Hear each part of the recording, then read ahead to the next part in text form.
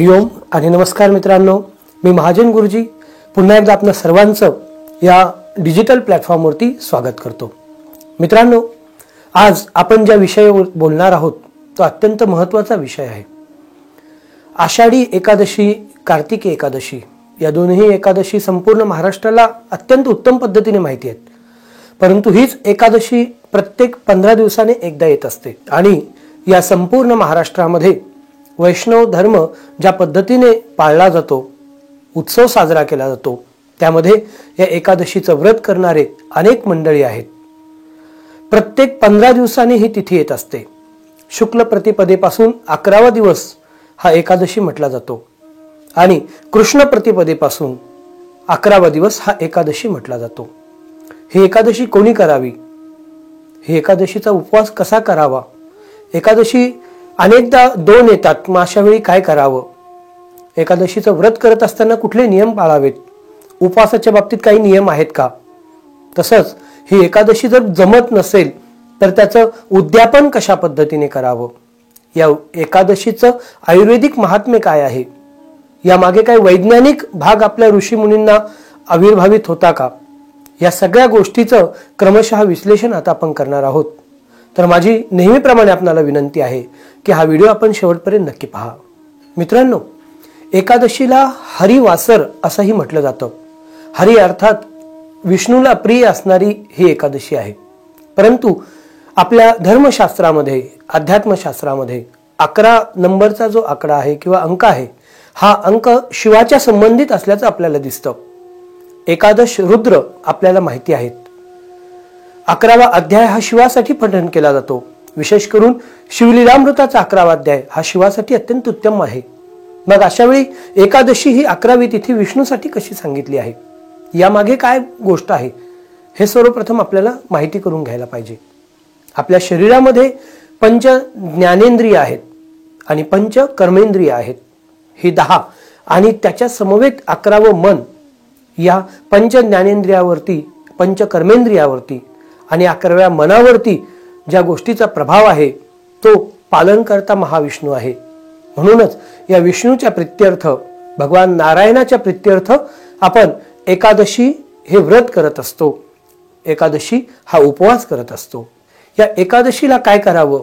तर हरीचं स्मरण करावं, हरीचं भजन करावं, कीर्तन करावं, हरिनामाचा जप करावा आणि विशेष करून अन्नाचा त्याग करावा असं सांगितलं जातं। प्रश्न येतो की एकादशीच्या वेळी फराळ किती वेळा करावा? मुळात हा शब्द फराळ असा नाहीये, तर फलाहार असा आहे आणि उपवास हा खरा शब्द आहे। परंतु आपण फलाहाराचा फराळ केला आणि उपवासाचा उपवास केला। यामुळे आषाढी आणि कार्तिकीला पाहिलं तर ज्या फलाहाराला चालणाऱ्या गोष्टी आहेत, उपवासाला चालणाऱ्या गोष्टी आहेत, त्याच्या खरेदीसाठी खूप गर्दी आपल्याला दिसते। एवढी गर्दी आपल्याला देवाच्या मंदिरासमोरही दिसत नाही। हा खूप मोठ्या प्रमाणावरती आपण उपवास करत असताना त्याचा अर्थ विसरल्यामुळं आपल्याला हा अशा पद्धतीने लौकिक गोष्टीला सामोरं जावं लागतं। मित्रांनो, उप म्हणजे जवळ आणि वास म्हणजे निवास करणे। परमेश्वराच्या जवळ निवास करणे याला उपवास म्हटलं जातं आणि केवळ फलांचा आहार करणे याला फलाहार म्हटलं जातं। अशा एकादशीला कमीत कमी वेळा अन्न ग्रहण करावं। खरी एकादशी कशी केली जाते, जी मुळात शास्त्रामध्ये सांगितली आहे, तर दशमीच्या दिवशी दुपारी भोजन घ्यावं। एकादशीला आपण पूर्ण निराहार राहावं, काहीही ग्रहण करू नये। दशमीच्या रात्री सुद्धा केवळ दुधाचं ग्रहण करावं, म्हणजे पोट बऱ्यापैकी मोकळं राहतं। एकादशीला दिवसभर उपवास करावा, सायंकाळी भारी भजन करावं, हरती कीर्तन करावं, द्वादशीच्या दिवशी उद्यापन करावं, पारणं करावं आणि द्वादशीला दुपारच्या वेळी देवाला नैवेद्य अर्पण करावा आणि त्यानंतर अन्नाचा ग्रहण करावं, अन्न ग्रहण करावं। याने काय होतं तर दशमीपासून द्वादशीपर्यंत एकंदर 48 तास आपल्या शरीराला उपवास घडत असतो। या 15 दिवसातील जो 48 तासाचा हा भाग आहे, या उपवास केल्यामुळं अनेक प्रकारचे आयुर्वेदिक लाभ आपल्या शरीराला होत असतात। परंतु जर अशा पद्धतीने जमत नसेल तर दशमीच्या दिवशी अन्न ग्रहण केल्याच्या नंतर एकादशीला केवळ वायूचा आहार करावा, वायू ग्रहण करावं। तेही शक्य नसेल तर जल ग्रहण करावं। तेही पॉसिबल नसेल तर आपण कमीत कमी अन्न ग्रहण करावं। केवळ एक आहारी राहावं, एका वेळी ग्रहण करावं, तेही शक्य नसेल तर किमान उपवासाच्या दिवशी, विशेष करून एकादशीच्या दिवशी आपल्याला उपवास जमतच नसेल तर आपण कांदा, लसूण या ज्या तामसी गोष्टी आहेत त्याचा त्याग करावा. अजूनही काही वृद्ध व्यक्ती ज्यांनी एकादशी सोडली आहे ती मंडळी एकादशीच्या दिवशी भात ग्रहण करत नाहीत, कारण भात किंवा तांदूळ हे पूर्ण अन्न मानलं जातं. बाकी प्रत्येक अन्नामध्ये एक दल किंवा द्विदल भाग आहेत, परंतु तांदूळामध्ये कुठल्याही पद्धतीने त्याचे दल होत नाहीत. तुकडा झाला तरी तो तांदूळच राहतो. म्हणूनच पूजेसाठी त्याला अक्षता म्हणलं आहे, ज्याची कधीही क्षती होत नाही. अक्षत अशा पद्धतीने त्याचं वर्णन केलं आहे. म्हणून भात खाल्ल्यानंतर उपवास सुटतो ही आपल्या पूर्वजांची अत्यंत उत्तम धारणा आहे. त्या अनुषंगानं कमीत कमी आहार घेऊन जास्तीत जास्त नामजपाचं वर्णन करावं आणि नामजपाचं श्रवण करावं. हेच एकादशीचं सगळ्यात मोठं आणि श्रेष्ठ व्रत मानलं जातं. फराळाचे कुठले पदार्थ आहेत, उपवास कसा करावा आणि उपासना म्हणजे काय याविषयीचा वेगळा व्हिडिओ मी आपणासाठी नक्कीच प्रस्तुत करेल. सांप्रत व्हिडिओमध्ये आपण केवळ एकादशी याविषयीच बोलूया. एकादशी व्रत कोणी करावं तर 12 वर्षापासून 80 वर्षाच्या वृद्धापर्यंत प्रत्येक स्त्री पुरुष हा एकादशीचं व्रत करू शकतो. याला जाती धर्माचं कुठलंही बंधन नाहीये. ज्याची परमेश्वराच्या सत्व शक्तीवरती श्रद्धा आहे असा कोणताही व्यक्ती एकादशीचं व्रत करू शकतो. ज्यासी घडे एकादशी जाणे लागे विष्णूपाशी, तुका म्हणे पुण्य राशी तोची करी एकादशी. ज्याला एकादशी घडते त्याला पुनर्जन्म येत नाही, तो विष्णू लोकामध्ये पोहोचतो. तुकाराम महाराज म्हणतात की ज्याच्याकडे पुण्याचा संचय आहे, ज्याच्या मनामध्ये, ज्याच्या शरीरामध्ये, ज्याच्या आयुष्यामध्ये पुण्य आहे त्यालाच एकादशी करण्याची प्रेरणा प्राप्त होत असते. मित्रांनो, चैत्र ते फाल्गुन या 12 महिन्यामध्ये प्रत्येक महिन्यात 2 याप्रमाणे एकंदर वर्षामध्ये 24 एकादशी येत असतात. आणि 33 महिन्यानंतर येणारा जो अधिक मास आहे त्या अधिक मासामध्येही 2 एकादशी येतात. एकंदर 26 एकादशी आहेत आणि ह्या प्रत्येक एकादशीची वेगळी कथा आहे. मित्रांनो, चैत्र महिन्यातील शुक्ल पक्षामध्ये जी एकादशी येते तिला कामदा एकादशी म्हटलं जातं आणि चैत्रातील कृष्ण पक्षामध्ये जी एकादशी येते तिला वरुथला एकादशी म्हटलं जातं. या चैत्र महिन्याच्या एकादशीचा किंबहुना संपूर्ण चैत्र महिन्याची पालन करणारी देवता ही विष्णू मानली जाते. वैशाख महिन्यामधील शुक्ल पक्षामध्ये जी एकादशी येते तिला मोहिनी एकादशी म्हटलं जातं आणि कृष्ण पक्षामध्ये जी एकादशी येते पौर्णिमेच्या नंतर तिला अपरा एकादशी म्हटलं जातं. ह्या वैशाख महिन्याच्या एकादशीचा अधिपती मधुसूदन हे विष्णूचं स्वरूप मानलं जातं. मित्रांनो, ज्येष्ठ महिन्यातील शुक्ल पक्षामध्ये जी एकादशी येते तिला निर्जला एकादशी म्हटलं जातं आणि कृष्ण पक्षामध्ये जी एकादशी येते तिला योगिनी एकादशी म्हटलं जातं. या दोन्ही एकादशीचा तसेच संपूर्ण ज्येष्ठ महिन्याचा अधिपती देवता त्रिविक्रम हा आहे. आषाढ महिन्यामध्ये जी शुक्ल पक्षात एकादशी येते तिला देवशयनी एकादशी म्हटलं जातं. याच एकादशीपासून चातुर्मासाचा आरंभ होतो आणि हिला आषाढी एकादशी ही संपूर्ण महाराष्ट्रात म्हटलं जातं. यावेळी लाखोच्या संख्येने भक्त मंडळी पंढरपुराला पंढरीनाथाचं दर्शन घेण्यासाठी जात असतात. तर आषाढातील शुक्ल पक्षामध्ये येणारी जी एकादशी आहे तिला कामदा एकादशी म्हटलं जातं. या आषाढ महिन्याच्या दोन्ही एकादशींचे अधिपती देवता वामन भगवान हे आहेत. श्रावणामध्ये जी एकादशी आहे शुक्ल पक्षातील तिला पुत्रदा एकादशी म्हटलं जातं. तर श्रावणातील कृष्ण एकादशीला अजा एकादशी म्हटलं जातं. या दोन्ही एकादशींची देवता श्रीधर ही आहे. भाद्रपद महिन्यामध्ये जी शुक्लातील एकादशी आहे तिला परिवर्तिनी एकादशी म्हटलं जातं. तर कृष्ण पक्षामध्ये अर्थात पितृपक्षामध्ये जी एकादशी येते तिला इंदिरा एकादशी म्हटलं जातं.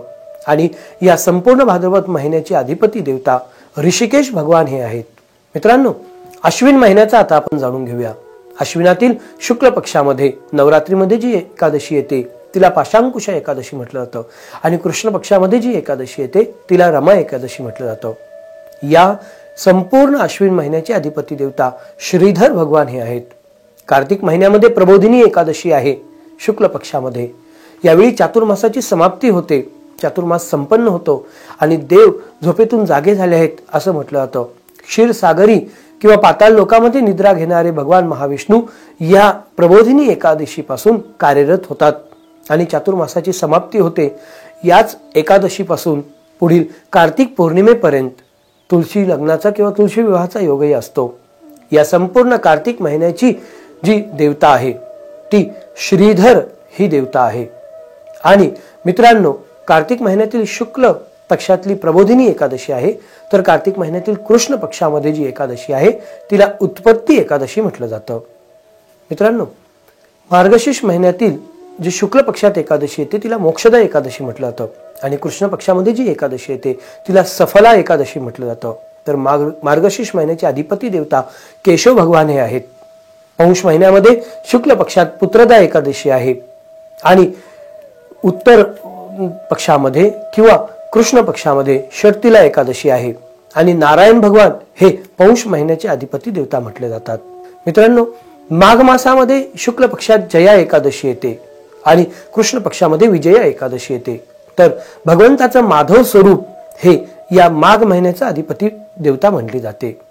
फाल्गुन महिन्यामध्ये शुक्ल पक्षामध्ये जी येणारी एकादशी आहे तिला आमलकी एकादशी म्हटलं जातं आणि फाल्गुनची शेवटची एकादशी म्हणजे संवत्सरातली शेवटची एकादशी, कृष्ण पक्षातली एकादशी, तिला पापमोचनी एकादशी म्हटलं जातं. आणि या संपूर्ण फाल्गुन महिन्याची अधिपती देवता गोविंद अर्थात भगवंताचं गोविंद स्वरूप आहे. त्यानंतर 33 महिन्यानंतर जो अधिक मास येतो त्या अधिक मासातील शुक्ल आणि कृष्ण अशा दोन्ही एकादशींना कमला एकादशी हे नाव आहे. तर संपूर्ण अधिक मासाची अधिपती देवता भगवान पुरुषोत्तम असल्यामुळे एकादशीच्या दिवशी सुद्धा भगवान पुरुषोत्तमाचीच पूजा आणि अर्चना केली जाते. या एकंदर वर्षभराच्या 24 एकादशीमध्ये 4 ते 6 वेळेला अशा एकादशी येतात की जेव्हा दोनदा एकादशी असते. पहिली असते स्मार्त एकादशी आणि दुसरी असते भागवत एकादशी किंवा वैष्णव एकादशी. अशा वेळी काय करावं त्याचे अनेक नियम सांगितले आहेत. बऱ्याचदा एकादशी कसं होतं की दशमीच्या समवेत येते, अनेकदा एकादशी द्वादशीच्या समवेत येते, कधी एकादशी दुपारी सुरू होऊन दुसऱ्या दिवशी दुपारी संपन्न होते. मग अशा वेळी काय करावं? जेव्हा अशा 2 एकादशी येतात तेव्हा जे स्मार्त साधना करणारे मंडळी आहेत, भगवंताच्या भक्ती मार्गामध्ये न राहता ज्ञानमार्गीय मंडळी आहेत, ते स्मार्त एकादशी करतात. तर जे वैष्णव मंडळी आहेत त्यांनी भागवत एकादशी करावी. भगवंताच्या भक्ती मार्गामध्ये असणाऱ्या मंडळींनी दुसरी एकादशी करावी असा नियम सांगितला आहे. अनेकदा आता आपण इंग्लिश कॅलेंडर पाहतो, त्याच्यामध्ये तारीख असते जी रात्री 12 वाजता बदलते. प्रत्येक दिवसाची तारीख ही रात्री 12 नंतर बदलते, परंतु तिथी अशी नाहीये. कारण आपली जी पंचांग पद्धती आहे, तिथी, वार, योग, करण या संपूर्ण गोष्टी ज्या आहेत आणि नक्षत्र या संपूर्ण गोष्टी या सूर्य आणि चंद्र या दोघांच्या भ्रमणावरती अवलंबून आहेत. त्यामुळे अनेकदा तिथी सूर्योदयाला वेगळी असते आणि त्यानंतर 10, 11, 12 वाजता किंवा इतरही कुठल्या वेळी तिथी हे बदलत असते. मग अशा वेळी सूर्योदय व्यापिनी जी तिथी असते ती संपूर्ण दिवसासाठी म्हटली जाते. त्यामुळे मग दुसऱ्या दिवशी एकादशी करावी. कधी दशमीसह एकादशी येते, कधी द्वादशीसह एकादशी येते. अशा दोन्ही वेळी दुसरी एकादशी ही निश्चितपणे भागवत अधिपत्यांनी किंवा भागवत धर्माला मानणाऱ्यांनी करावी. अनेकदा एकादशीचा क्षय होतो. क्षयचा अर्थ काय की ती तिथी नसते असं नाही, परंतु सूर्योदयाला दशमी असते आणि त्यानंतर एकादशी लागते. दुसऱ्या दिवशी सूर्योदयापूर्वीच एकादशी संपून जाते आणि सूर्योदयानंतर द्वादशी असते. त्यामुळे पहिल्या दिवसाच्या सूर्योदयापासून दुसऱ्या दिवसाच्या सूर्योदयापर्यंत ती तिथी नसल्यामुळं, दुपारच्या वेळेस लागून रात्रीच्या पूर्वी संपत असल्यामुळं तिला क्षयतिथी असं म्हटलं जातं. परंतु अशा वेळी सुद्धा एकादशीचा व्रत आणि उपास हा निश्चितपणे करावा. मित्रांनो, जर या संपूर्ण एकादशी आपल्याला करायला जमत नसतील तर किमान आषाढी एकादशी आणि कार्तिकी एकादशी जरूर करावी. तसंच ज्येष्ठ महिन्यामध्ये येणारी निर्जला एकादशी जरूर करावी. पांडवांना श्रीकृष्णाने या संपूर्ण 24 एकादशीचं महात्म्य सांगितलेलं आहे. एकादशीची उत्पत्ती कशी झाली याविषयी एक पौराणिक कथा सांगितली जाते. मृदुमान्य नावाचा एक दैत्य होता आणि त्याने शिवाची आराधना केली आणि शिवाकडून त्याने अनेक प्रकारचे वरदान प्राप्त करून घेतले. त्यामध्ये शिवाला त्याने प्रार्थना केली की मला अमरत्वाचं वरदान प्राप्त व्हावं. परंतु शिवाने त्यासाठी असमर्थता दर्शवल्याच्या नंतर त्यांनी प्रार्थना केली की मला स्त्रीद्वारे माझा मृत्यू व्हावा. आणि भगवंताने शिवाने त्यांना वरदान दिलं की तथास्तु. त्यानंतर त्या मृदुमान्य दैत्याने देवलोकावरती हल्ला केला आणि सर्व देवलोक, सर्व देवमंडळी क्षीरसागरामध्ये भगवान विष्णूंना शरण गेले, त्यांनी विष्णूची प्रार्थना केली. त्या देवांची स्थिती पाहून भगवंताच्या हृदयामध्ये अत्यंत करुणा उत्पन्न झाली आणि या करुणेच्या प्रभावातूनच एक स्त्रीचा जन्म झाला, स्त्रीची उत्पत्ती झाली. त्यावेळी भगवंताने, नारायणाने, भगवान विष्णूने त्या स्त्रीला विचारलं की तू कोण आहेस? त्यावेळी स्त्रीने सांगितलं की मी तुमची एक दासी आहे. आणि ही एक दासीपासूनच एकादशी हा शब्द आला आहे. त्यावेळी तिला कार्य देण्यासाठी भगवंताने सांगितलं की तुला मृदुमान्य नामक दैत्याचा संहार करायचा आहे. आणि तिने आपल्या लीलेने त्यावेळी त्या दैत्याचा संहार केला. संपूर्ण देवतांनी त्या एकादशीची प्रार्थना केली. त्या दिवशी क्षीरसागरामध्ये असल्यामुळे त्यांना उपवास घडला. भगवंताचं नामस्मरण भगवंताच्या जवळ असल्यामुळे झालं.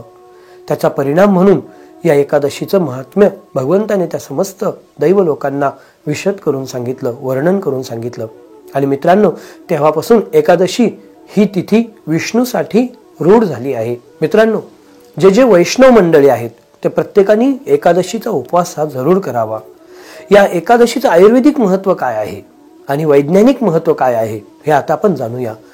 प्रत्येक 15 दिवसातून आपल्याला शक्य होईल त्या पद्धतीने सांगितल्याप्रमाणे 48 तास किंवा 36 तास किंवा किमान 24 तास आपण उपवास जेव्हा करतो तेव्हा बॉडीचे जे इंटरनल ऑर्गन्स आहेत ते अत्यंत मजबूत आणि कार्यक्षम होतात.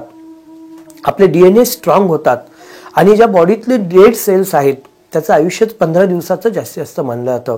मग अशा वेळी जर आपण आपल्या पोटाला आराम दिला तर त्यामधून अनेकदा स्ट्रॉंग इम्युनिटी प्राप्त होते आणि नवीन जे सेल्स आहेत ते पुनरुज्जीवित होतात. शरीराला त्या गोष्टीसाठी उत्तम वेळ प्राप्त होतो आणि पचन क्षमता सुधारण्याचं कार्य होते. त्यामुळे एकादशी करणारे मंडळी ह्यांना दीर्घायुष्य प्राप्त होत असतं आणि शरीरामधली इम्युनिटी सुद्धा त्यांची अत्यंत स्ट्रॉंग असते.